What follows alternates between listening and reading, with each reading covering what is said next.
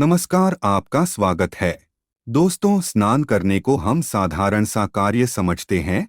इसी कारण से लोग किसी भी समय पर स्नान कर लेते हैं, अथवा कुछ लोग कभी कभी स्नान करना भी भूल जाते हैं। वे लोग स्नान को अधिक महत्व नहीं देते हैं। लेकिन दोस्तों, शास्त्रों के अनुसार स्नान करना एक बहुत ही महत्वपूर्ण कार्य होता है। स्नान को हमारे सभी पुराणों और शास्त्रों में सबसे अधिक महत्व दिया गया है। स्नान के बिना शरीर की शुद्धि नहीं होती है, और जब तक शरीर शुद्ध नहीं होता है, हमें किसी भी प्रकार के कार्य को आरंभ नहीं करना चाहिए, अन्यथा उन कार्यों में विघ्न निर्माण होने लगते हैं। शास्त्रों में स्नान करने के संबंध में बहुत ही महत्वपूर्ण नियम बताए गए हैं। यदि स्नान करने की सही विधि का पालन किया जाए तो इसके कई लाभ हमें प्राप्त होते हैं। भगवान श्री कृष्ण ने स्नान करने की महत्वपूर्ण विधि का वर्णन किया है। जो भी मनुष्य इस प्रकार से स्नान करता है, वह समस्त पापों से मुक्त होकर सुख समृद्धि एवं ऐश्वर्य की प्राप्ति करता है। स्नान करते समय मंत्र बोलने से साक्षात माँ गंगा उस स्नान के जल में प्रकट हो जाती है और उस व्यक्ति का जीवन धन्य हो जाता है। भगवान श्री कृष्ण ने स्नान करने की विधि, स्नान करने का सही समय और स्नान करते समय बोले जाने वाले मंत्रों के बारे में बताया है। साथ ही यदि व्यक्ति बीमार है तो उसे किस प्रकार से स्नान करना चाहिए, स्नान के बाद सबसे पहले क्या करना चाहिए, आदि प्रकार के महत्वपूर्ण नियम भगवान श्री कृष्ण ने बताए हैं। इसीलिए प्रत्येक मनुष्य को इस विधि का पालन करते हुए नित्य स्नान करना चाहिए। यदि आप इस विधि का पालन करके स्नान करेंगे तो निश्चित ही आपकी दरिद्रता का नाश हो जाएगा और आपको सुख समृद्धि की प्राप्ति होगी। देखते ही देखते आपको सभी कार्यों में सफलता मिलने लगेगी। साथ ही महिलाओं को अपने बाल धोते समय भी शास्त्रों के नियमों को ध्यान में रखना चाहिए। बाल किस दिन धोने चाहिए और किस दिन नहीं, शास्त्रों में कुछ तिथियों के बारे में बताया गया है जिस दिन बाल धोना बहुत ही अशुभ माना जाता है। तो चलिए जान लेते हैं स्त्री और पुरुष को स्नान करते समय कौन से नियमों का पालन करना चाहिए और महिलाओं को किस दिन अपने बाल नहीं धोने चाहिए। दोस्तों, भगवान श्री कृष्ण कहते हैं स्नान करने के लिए सुबह का समय ही सर्वोत्तम होता है। प्रातःकाल स्नान करने के पश्चात मनुष्य शुद्ध होकर जप, पूजा पाठ आदि समस्त शुभ कार्यों के योग्य बनता है। स्नान किए बगैर किसी भी प्रकार का शुभ कार्य नहीं करना चाहिए, इससे जीवन में दुर्भाग्य आता है। श्री कृष्ण कहते हैं 9 छिद्रों वाले मनुष्य के शरीर से दिन रात गंदगी निकलती रहता है, इसीलिए इसे नित्य शुद्ध करना आवश्यक होता है। श्री कृष्ण कहते हैं यदि संभव हो तो शुद्ध तीर्थ में स्नान करना चाहिए, क्योंकि यह मलपूर्ण शरीर शुद्ध तीर्थ में स्नान करने से शुद्ध होता है। यदि ऐसा संभव न हो तो शुद्ध जल से ही स्नान करना चाहिए। जो मनुष्य नित्य प्रातः काल में स्नान करता है उसके पास दुष्ट शक्तियां नहीं आती है, उस पर कभी बुरी नजर का और नकारात्मक शक्तियों का प्रभाव नहीं पड़ता है। साथ ही उसके पापों का नाश होकर उसे पुण्य की प्राप्ति होती है। रोज स्नान करने से मनुष्य को सौंदर्य, तेज बल, पवित्रता, लंबी आयु, आरोग्य, निर्लोभता, बुरे स्वप्न का नाश, ताप और मेधा, ये 10 गुण प्राप्त होते हैं और मनुष्य संसार में कीर्ति पाता है। श्री कृष्ण कहते हैं कि संसार के सभी पवित्र कार्य स्नान मूलक है, अर्थात कोई भी पवित्र कार्य बिना स्नान किए कभी संपन्न नहीं होता है। स्नान न करने वाले मनुष्य के पास लक्ष्मी कभी नहीं आती है, उसका बल भी नष्ट हो जाता है और वह नाना प्रकार के रोगों से ग्रसित हो जाता है। स्नान न करने पर मनुष्य के इंद्रियों का भी नाश होता है। इसीलिए स्वयं का कल्याण चाहने वाले व्यक्ति को रोज स्नान जरूर करना चाहिए। श्री कृष्ण कहते हैं कि जब हम रात को सोते हैं तो हमारे मुख से लार, पसीना, मल आदि अपवित्र पदार्थ निकलते हैं, जिससे हमारा शरीर अपवित्र हो जाता है। जब हम सुबह स्नान करते हैं तो हमारे शरीर की ये गंदगी दूर होती है और हमारा शरीर पवित्र हो जाता है। स्नान करते समय ईश्वर का ध्यान करना चाहिए, इससे तन की गंदगी के साथ हमारे मन की गंदगी भी साफ हो जाती है। श्री कृष्ण कहते हैं जो भी व्यक्ति प्रतिदिन स्नान करके स्वच्छ वस्त्र धारण कर सूर्य देव की आराधना करता है, उसे जीवन में धन के साथ यश की भी प्राप्ति अवश्य होती है। लेकिन दोस्तों, स्नान करने का भी एक सही समय होता है। कई लोग अपनी सुविधा के अनुसार स्नान कर लेते हैं, जो कि उचित नहीं है। अशुभ समय पर स्नान कर लेने से हमें फायदे कम और नुकसान ज्यादा उठाने पड़ते हैं। गरुड़ पुराण में भगवान श्री कृष्ण ने स्नान करने के सही समय के बारे में बताया है। इस समय पर स्नान करने से मनुष्य को दीर्घायु की प्राप्ति होती है और उसके दुख दरिद्रता का नाश होता है। सबसे पहले हम जानते हैं स्नान कितने प्रकार के होते हैं। शास्त्रों के अनुसार ब्रह्म स्नान, देव स्नान, ऋषि स्नान, मानव स्नान और दानव स्नान यह स्नान के मुख्य प्रकार होते हैं। इन्हें समय के अनुसार वर्गीकृत किया गया है। हमारे शास्त्रों में ब्रह्म मुहूर्त में किए जाने वाले स्नान को सर्वश्रेष्ठ माना गया है। ब्रह्म मुहूर्त यानी कि रात्रि का अंतिम प्रहर और सूर्योदय से ठीक 1.5 या 2 घंटे पहले का समय होता है, यानी कि साधारणतः सुबह 4 से 5:30 तक का समय ब्रह्म मुहूर्त कहा जाता है। शास्त्रों में यह समय दिन का सर्वश्रेष्ठ समय माना जाता है, क्योंकि इस समय पर वातावरण में अद्भुत और चमत्कारी ऊर्जा व्याप्त होती है। यह समय देवताओं का समय होता है। देवताओं का स्मरण करते हुए ब्रह्म मुहूर्त में किए जाने वाले ब्रह्म स्नान को सर्वश्रेष्ठ स्नान कहा गया है। इस समय स्नान करने से और स्नान के तुरंत बाद सूर्य देवता को अर्घ्य देने से हमारे जीवन में सुख, समृद्धि और शांति बनी रहती है। दिन भर हमारा तन और मन ताजगी और सकारात्मक ऊर्जा से भरपूर रहता है। दूसरा है देव स्नान। सुबह 5 से 6 बजे के बीच किया जाने वाला स्नान देव स्नान कहलाता है। सभी पवित्र नदियों का स्मरण करते हुए किए जाने वाले इस स्नान को भी श्रेष्ठ स्नान माना जाता है। इस समय स्नान करने से हमारे शरीर में सकारात्मक ऊर्जा का संचार होता है और सभी प्रकार की नकारात्मकता और बुराई हमारे शरीर से बाहर निकल जाती है। तीसरा है ऋषि स्नान।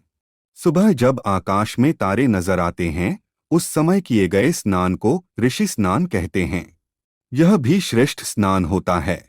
इस समय स्नान करने से हमें मानसिक शांति मिलती है और हमारी आयु लंबी होती है तथा शरीर भी निरोगी रहता है। चौथा है मानव स्नान। सुबह 6 से 8 बजे के बीच किया जाने वाला स्नान मानव स्नान होता है। यह स्नान सूर्योदय के समय या सूर्योदय के ठीक बाद में किया जाता है। इस स्नान से अधिक शुभ फल प्राप्त नहीं होते हैं, लेकिन किसी प्रकार का नुकसान भी नहीं होता है। इसीलिए हो सके तो कम से कम मनुष्य को मानव स्नान तो कर लेना चाहिए, लेकिन सुबह 8 बजे के बाद स्नान करना हमारे शास्त्रों में उचित माना नहीं गया है। इस समय वातावरण में व्याप्त दैवीय शक्ति बहुत कम हो जाती है, इसलिए मनुष्य में उत्साह और ऊर्जा की भी कमी दिखाई देती है, जिससे वह दिन भर आलस का अनुभव करता है। पूरे दिन शरीर में सुस्ती सी रहती है और किसी भी काम में मन नहीं लगता है। इसीलिए सूर्योदय से पूर्व अथवा सूर्योदय के समय स्नान करने को ही सर्वश्रेष्ठ माना गया है। सुबह 8 बजे के बाद किए जाने वाले स्नान को दानव स्नान कहते हैं। सूर्योदय होने के बहुत समय बाद तक भी जो लोग स्नान नहीं करते हैं, उनके मन में दिन भर नकारात्मकता, कमजोरी और चिड़चिड़ापन बना रहता है। ऐसे लोग जीवन भर दुखी और दरिद्री ही रहते हैं। इन्हें किसी कार्य में सफलता नहीं मिलती है। यदि कोई व्यक्ति बीमार है तो उसे किसी गीले कपड़े से अपने अंग को साफ कर लेना चाहिए। इसे भी एक प्रकार का स्नान ही कहा गया है। यदि स्नान करना संभव ही नहीं है तो मंत्र स्नान भी करना चाहिए। मन में पवित्र नदियों का स्मरण करके ईश्वर का ध्यान करते हुए मंत्र स्नान करे। इस स्नान में जल की भी आवश्यकता नहीं है, केवल वायु से ही स्नान हो जाता है। इसलिए दोस्तों, गरुड़ पुराण में हमें प्रतिदिन स्नान करने की सलाह दी गई है। प्रतिदिन सुबह जल्दी जागकर स्नान करके सूर्य देव को जल अर्पण करने से मनुष्य को जो लाभ प्राप्त होता है, वह किसी अन्य कार्य को करने से नहीं मिलता है। स्नान का महत्व सभी कार्यों में बढ़कर है। स्नान के बिना हम अशुद्ध और अपवित्र ही रहते हैं। दोस्तों, ज्योतिष के अनुसार आम मान्यता है कि गुरुवार को बाल काटने, शेविंग करने और नाखून काटने से पुत्र पर संकट हो सकता है। सुहागन स्त्रियों को अमावस्या, पूर्णिमा एवं एकादशी के दिन अपने बाल बिल्कुल भी नहीं धोने चाहिए। एकादशी के दिन अपने बाल भूल से भी नहीं धोने चाहिए।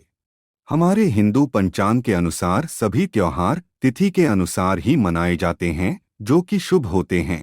इसीलिए त्योहारों के एक दिन पहले बाल धोना उचित होगा, परंतु त्योहार के दिन बाल नहीं धोना चाहिए। ज्योतिष शास्त्र की दृष्टि से अगर हम देखते हैं तो अमावस्या, एकादशी और पूर्णिमा तिथि के दिन चंद्र या तो उच्च की स्थिति में होता है या नीच स्थिति में होता है। ऐसी परिस्थिति में यदि सुहागन औरतें अपने बाल धोने का प्रयत्न करती हैं तो इसका परिणाम उनको स्वयं ही भुगतना पड़ सकता है। उनके घर परिवार में अशांति उत्पन्न हो सकती है। सोमवार के दिन सुहागन स्त्रियां अपने बाल धो सकती हैं। अगर सोमवार के दिन सुहागन स्त्रियां व्रत रखती हैं तो बाल नहीं धोने चाहिए। इसके अतिरिक्त यदि सुहागन स्त्रियों के बच्चों का जन्म सोमवार के दिन ही हुआ होगा तो उस दिन में सुहागिन स्त्रियां अपने बाल नहीं धो सकती, क्योंकि ऐसा करने से उनके स्वयं के बच्चे का अमंगल हो सकता है। इसलिए यदि आपके बच्चे का जन्म सोमवार को हुआ है तो बिल्कुल भी सोमवार के दिन अपने बाल को ना धोए। इससे आपके बच्चे पर बुरा असर पड़ सकता है, उसका स्वास्थ्य बिगड़ सकता है। यदि आपके बच्चे का जन्म सोमवार को नहीं हुआ है तो आप बिल्कुल अपने बाल सोमवार को धो सकते हैं और बेहतर परिणाम के लिए आप पलाश फूल के पत्ते को पानी में मिलाकर उसी जल से अपने बाल धोए। इससे आपके घर में शांति बनी रहेगी और आपका स्वास्थ्य अच्छा रहेगा। मंगलवार के दिन सुहागन स्त्री को बाल नहीं धोना चाहिए। उस दिन बाल धोने से आपको आर्थिक परेशानियों का सामना करना पड़ सकता है। साथ ही वैवाहिक जीवन में बाधाएं उत्पन्न होती है। इसी कारण मंगलवार को बाल धोना पड़े तो उसके दोष से बचने के लिए यह उपाय कर सकते हैं। आप आंवले का चूर्ण या पेस्ट बनाकर उसे अपने बालों में लगा ले फिर धो लें। बुधवार के दिन सुहागन स्त्रियां बाल धो सकती है, लेकिन अगर स्त्रियों के छोटे भाई हैं तो उन्हें बुधवार को बाल नहीं धोने चाहिए, क्योंकि उस दिन बाल धोने का दोष स्त्रियों के छोटे भाई को लगता है। इससे बचने के लिए आप वरुण देव या फिर बुधवार के स्वामी श्री गणेश की आराधना कर सकते हैं। गुरुवार के दिन सुहागिन स्त्रियां ही नहीं, किसी पुरुष को भी अपने बाल नहीं धोना चाहिए। उस दिन घर में पोछा भी नहीं लगाया जाता। ऐसी मान्यता है कि गुरुवार को बाल धोने से आपके घर में दरिद्रता आती है। यदि सुहागिन औरतें गुरुवार के दिन अपने बाल धोती हैं तो उनके पति की उम्र कम हो सकती है। इसलिए प्रयास करें कि गुरुवार के दिन अपने बाल बिल्कुल भी ना धोए। किसी कारणवश अगर बाल धोना पड़े तो उसके दोष से बचने के लिए आपको थोड़ी सी हल्दी या बेसन को मिलाकर अपने बालों में लगाना चाहिए और फिर आप अपने बाल धो सकती है। शुक्रवार के दिन सुहागिन स्त्रियां अपने बाल धो सकती है, लेकिन जिन स्त्रियों को पुत्र की कामना हो या जिनके पुत्र हो वे शुक्रवार के दिन अपने बाल ना धोएं। शुक्रवार के दिन अगर अनिवार्य कारणों से बाल धोना पड़े तो उसके लिए आपको बालों में थोड़ा दही लगाना चाहिए और फिर बाल धोने चाहिए। इससे नकारात्मक प्रभाव नहीं पड़ेगा।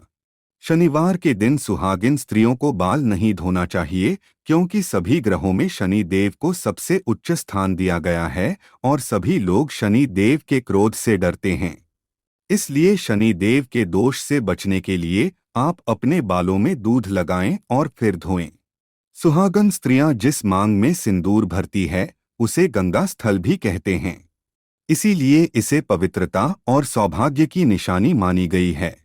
सुहागन स्त्रियों को अपने मांग में सिंदूर लगाकर ही पूजा करनी चाहिए, लेकिन पुरुष को हर दिन अपने बाल धोकर ही पूजा करनी चाहिए। हालांकि इससे अलग धारणा है कि शनिवार, मंगलवार और गुरुवार के दिन ग्रह नक्षत्रों की दशाएं तथा अनंत ब्रह्मांड में से आने वाली अनेक सूक्ष्म किरणें मानवीय मस्तिष्क पर अत्यंत संवेदनशील प्रभाव डालती हैं। यह स्पष्ट है कि इंसानी शरीर में अंगुलियों के अग्रभाग तथा उसका सिर अत्यंत संवेदनशील होते हैं। कठोर नाखूनों और बालों से इनकी सुरक्षा होती है। इसीलिए ऐसे प्रतिकूल समय में इनका काटना शास्त्रों में वर्जित, निंदनीय और अधार्मिक कार्य माना गया है। तो दोस्तों, इस प्रकार से शास्त्रों में स्नान करने और बाल धोने के संबंध में महत्वपूर्ण नियम बताए गए हैं।